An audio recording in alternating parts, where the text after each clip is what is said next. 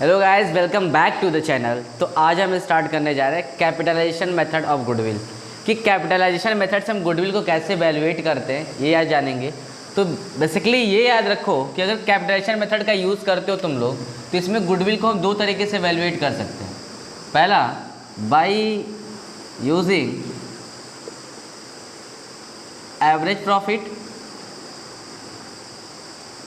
या फिर by capitalising average profit हो जाएगा।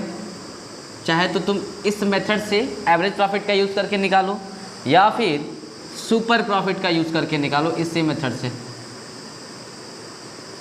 By using super profit.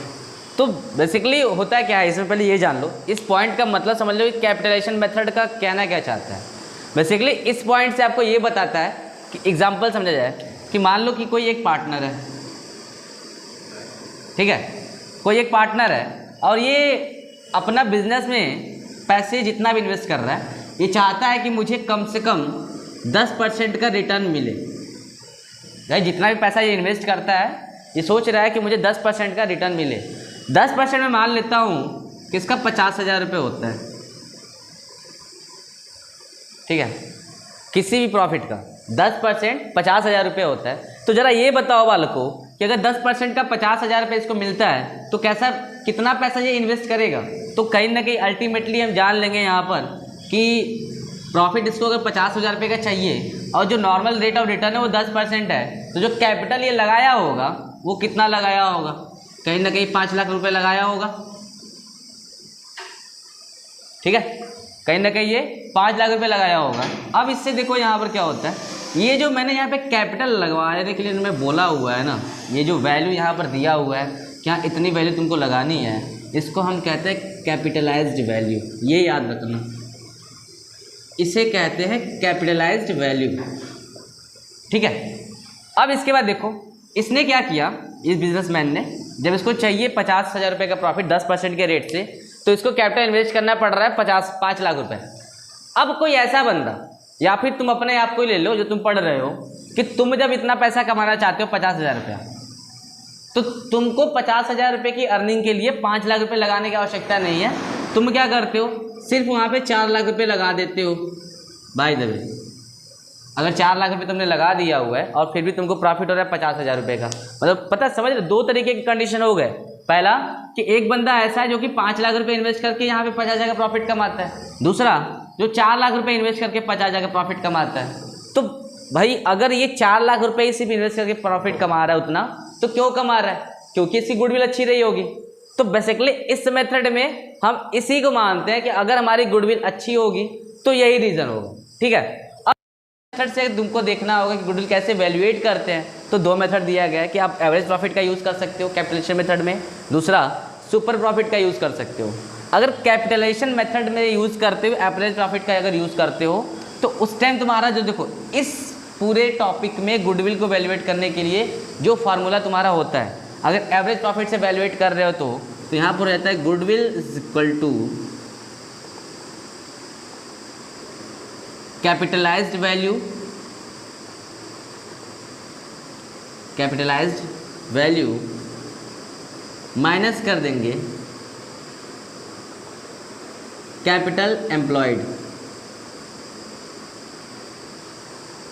Basically इस मेथड में आप लोग को ये वाला फॉर्मूला यूज़ करना है, goodwill is equal to capitalized value minus capital employed.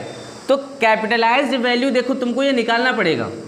Question में तुम्हारे हो सकता है ये कैपिटल एम्प्लॉयड दिया हो, अगर नहीं भी दिया होगा तो तुम लोग को अलग अलग फार्मूले पते हैं। बेसिकली ज़्यादातर निकाला जाता है उसमें क्या होता है, asset minus liabilities, asset minus liabilities.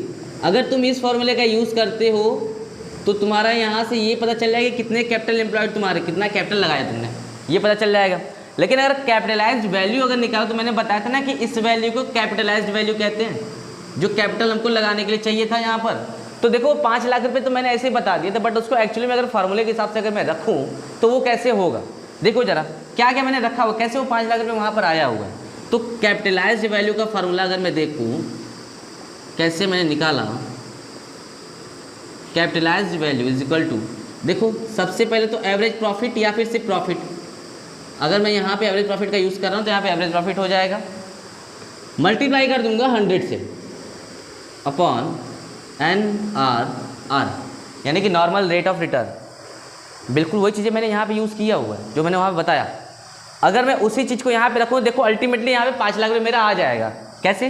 Profit कितना दिया हुआ है वहाँ पर, देखो 50,000 का प्रॉफिट कमाना चाहता था ना, ये प्रॉफिट चाहता था कि 50,000 रुपये का हो जाए, मान लेते हैं, ठीक है सर 50,000 रुपये का प्रॉफिट तो यहाँ पे दिया हुआ है, ये हो गया। अब इसके बाद ये 50,000 करने का इसने 100 से मल्टीप्लाई कर देना है, ये तो मैंने यहाँ बताया हुआ है। तो मल्टीप्लाई कर दोगे यहाँ पर 100 से और upon NRR, normal rate of return आपको क्वेश्चन में गिवन होते हैं। अगर नॉर्मल रेट ऑफ रिटर्न आपके क्वेश्चन में दिए हुए थे कितना, जैसे मैंने यहाँ माना था कि 10% का दिया हुआ है, तो 10% यहाँ पे लिख दिया। अब इसको सॉल्व कर लोगे, देखो 1 0 से 1 0 यहाँ पे कट गया, एक ही कटा हुआ है, तो कितना आ जाएगा 50,000, ये 1 0 यहाँ पर ये, तो कहीं ना कहीं 5 लाख रुपये आ जाएगा। तो ये होता है कैपिटलाइज्ड वैल्यू। मतलब इस वाले मेथड से देखा जाए तो क्या होता है, बेसिकली एक बिजनेसमैन है जो कि कमाना चाहता है कुछ प्रॉफिट, और वो प्रॉफिट कमाने के लिए जितना कैपिटल अपना लगाता है, फिर उसका दूसरे से कंपेरिजन करता है कि भाई वो कितना लगा रहा है। अगर मैं 5 लाख रुपए लगा करके 50,000 प्रॉफिट कमाता हूँ और दूसरा बंदा 4 लाख रुपए लगा करके प्रॉफिट कमाता है उतना ही, तो कहीं ना कहीं इस वजह से कमा पाता है क्योंकि उसकी गुडविल अच्छी हो सकती है, ठीक है।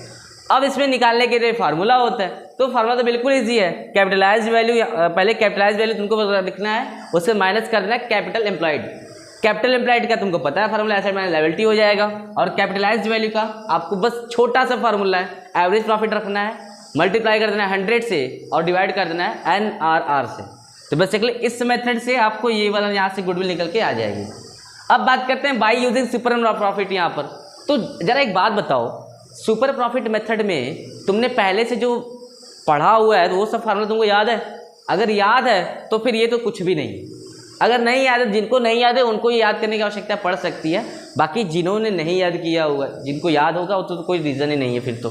जैसे देखो इस मेथड में क्या होता है ना, सिर्फ मैं इसकी बात करूँ कि सुपर प्रॉफिट मेथड की, तो पहले हम लोग क्या निकालते थे, कहीं ना कहीं यहाँ से जब हम देखते थे तो नॉर्मल वाला जो हमारा प्रॉफिट हो रहा है वो देखते थे हम लोग। तो नॉर्मल प्रॉफिट निकालने का अलग से फार्मूला होता था। अरे भाई याद करो, नॉर्मल प्रॉफिट निकालने का फार्मूला होता था बिल्कुल वही वाला। अब उसके बाद हम लोग क्या करते थे कि हमारा एक्चुअल या एवरेज प्रॉफिट क्वेश्चन में दिया होता था, फिर बाद में एवरेज या एक्चुअल प्रॉफिट से नॉर्मल प्रॉफिट को लेस कर देते थे और बाद में निकल के आता था हमारा सुपर प्रॉफिट। और सुपर प्रॉफिट में से हम गुडविल को वैल्यूएट करते थे। क्या होता था वहाँ पे, goodwill is equal to super profit into number of year purchase. लेकिन ऐसे मेथड में, कैपिटलाइजेशन मेथड में, नंबर ऑफ परचेज ईयर से कोई मतलब ही नहीं है, यहाँ पे कहीं पे तुमको यूज़ करने को नहीं है, ठीक है।